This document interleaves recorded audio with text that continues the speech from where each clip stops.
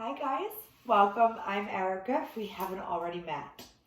I wanted to share something tonight that has been really helpful for me over the years. So I want to offer a Dharma talk tonight that really speaks to the philosophy element of this practice. There's something called the Yoga Sutras. And within the sutras, there's something called Aparigraha, which is the practice of non-attachment. So we're going to break that down in so many different formats tonight. So first and foremost, let's always just arrive on the mat. And I'd like to, before we start to take some conscious breaths, right, just noticing it's really easy to even attach to where we are in this moment, right? If the day was hectic and the thoughts are sort of scattered, or the body feels a little bit cranky, whatever the dialogue or the narrative is in the heart, see if you can really land tonight in your seat and just let it be enough. Right? Whatever happens, even as you in a couple moments begin to close the eyes and turn inward, even if the chatter tonight in the mind seems maybe more than normal, that's okay. See if you can just be present, and whatever comes up, whatever happens, as always, let it be enough and trust that it's exactly what you need tonight, right? Whether it is our yoga practice and the postures where we skip things when they don't speak to us in this moment, right? The same thing even for these Dharma talks. You take away from this what you need and what feels right and what resonates. And again, whatever you take away from it, it's exactly what you need tonight. And as always, just trust that. So let's come to sit with the eyes closed. Just feel the shoulders roll down the back. Notice, right, not only the body's tendency for the shoulders to come forward, but that collapse in the chest. We want to take that collapse out of the chest.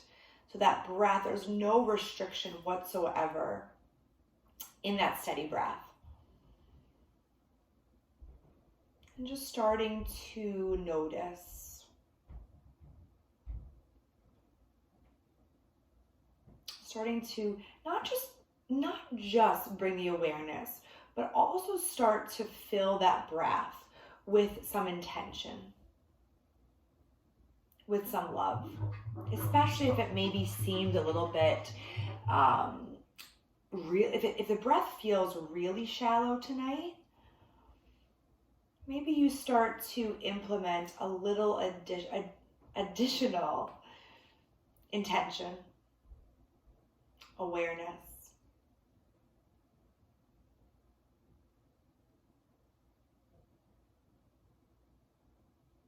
And just feel the seat get really heavy.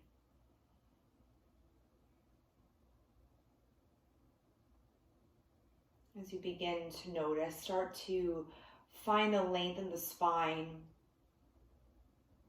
Lift the torso out of the pelvic bowl. And just start to breathe well.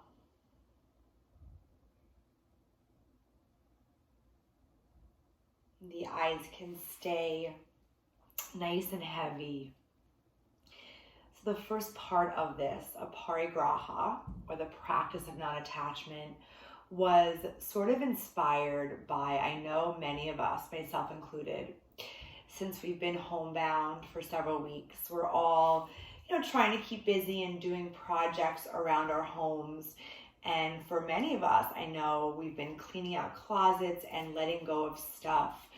I like to use the word stuff a lot, right? Things that we have that are just sort of taking up space in our home, but don't really serve any purpose or don't have any emotional meaning. It's just stuff, right? So for me and some friends that I've spoken to recently, it's feeling so cathartic just to purge and get rid of so much stuff. Noticing first, and if that does speak to you, if it's something that you have done over these last 7 weeks at home, noticing how many things at home that are tangible, physical, that we might attach ourselves to, that really doesn't serve us anymore, or that potentially keeps us stuck. Are we attaching to objects, things from the past, that if they don't evoke a beautiful memory, to maybe ask ourselves, right, like, why are we holding on to these things?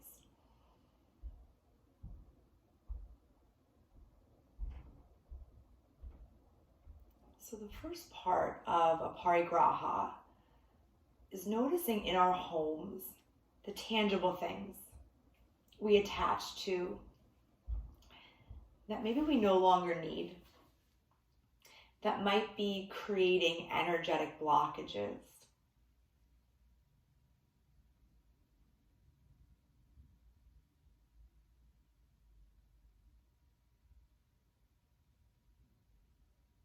And just taking a few breaths into that first component.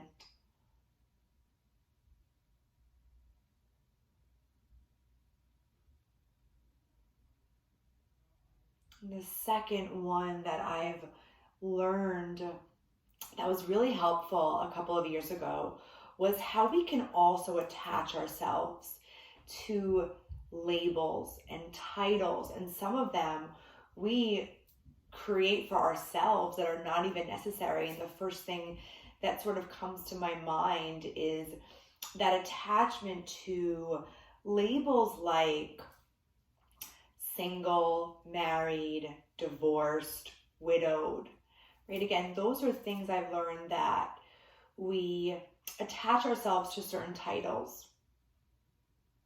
But how could that be potentially harming us?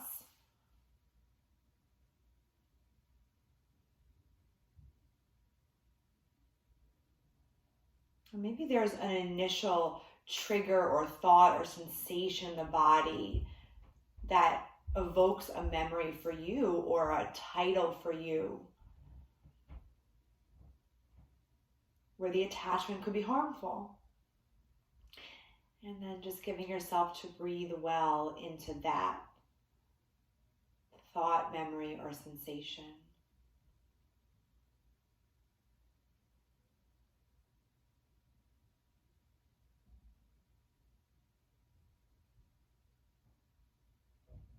As you take a full breath in and a cleansing breath out.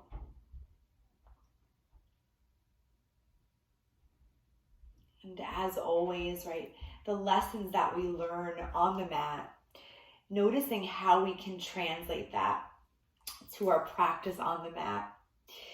So tonight, the next part that I want to invite everyone to digest, breathe into, tackle is first, right, on our yoga mat, the shapes that we create with our bodies, the asanas, the postures. We also have the ability to attach to the outcomes of those shapes, right? We might attach to the full expression of how we think a certain arm balance should look, like full side plank, Vashisthasana, right? We might attach to that. We might attach to a variation if we put tree on top of Vashisthasana, or we take the yogi toe lock inside plank, right? Those are all things that we attach ourselves to sometimes, of that expectation, the outcome of what we think that shape should or could look like. So just noticing how much we attach ourselves to the asanas on the mat.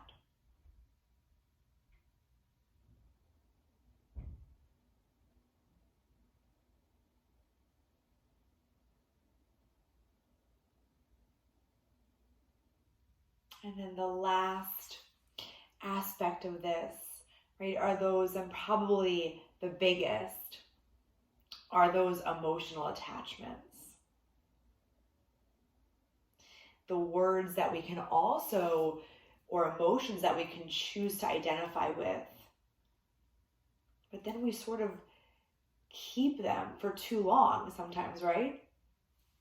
So let's say if maybe 10 years ago we identified with, I'm angry, right? Is that a label? Is that an attachment that we still are carrying with us from the past?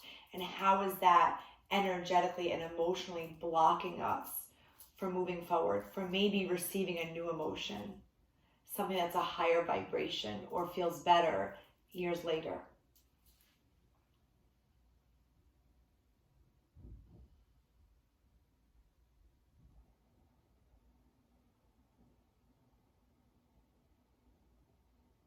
This practice, as we, especially in terms of our yoga practice, right, as we breathe and move and have that synchronized connection between that breath and the movement, it becomes this ability, right, to this dance that we create with the physical, the emotional, the spiritual, this dance to feel and then let go, right?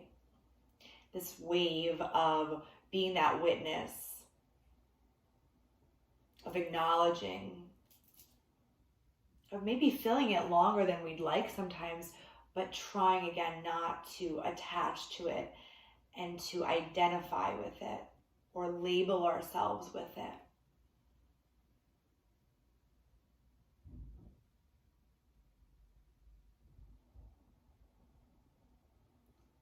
So as you continue to sit up nice and tall, let that heart be exposed.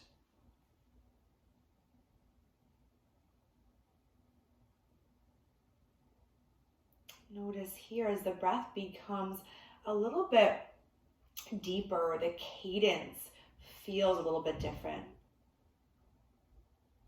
Maybe you revisit some of our previous questions and notice now how the narrative changes, right? Those attachments to the tangible things in our home.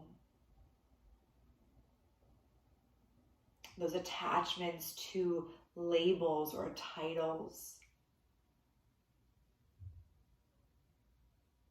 Those attachments on the mat to the shapes and to their outcomes.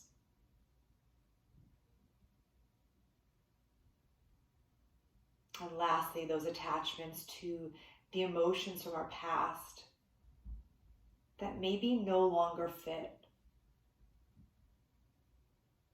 Or maybe something that we no longer want to carry forward with us. Maybe it's a layer, a skin, or a story we want to shed.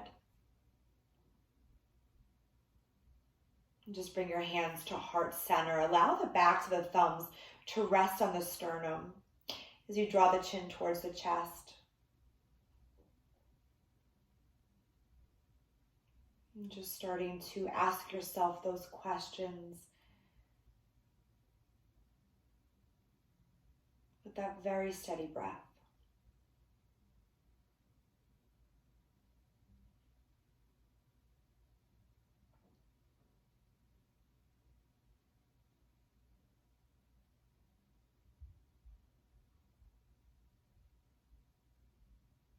How can I further implement Aparigraha into my life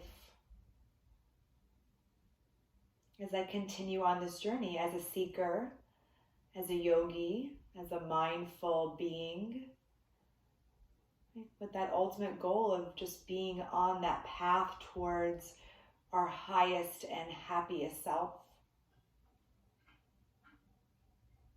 And as you take a few more breaths here, to notice internally, also feel this bow to yourself, and this bow to the time that you've carved out of your night to self-care, to turn inward, and to do this very brave work.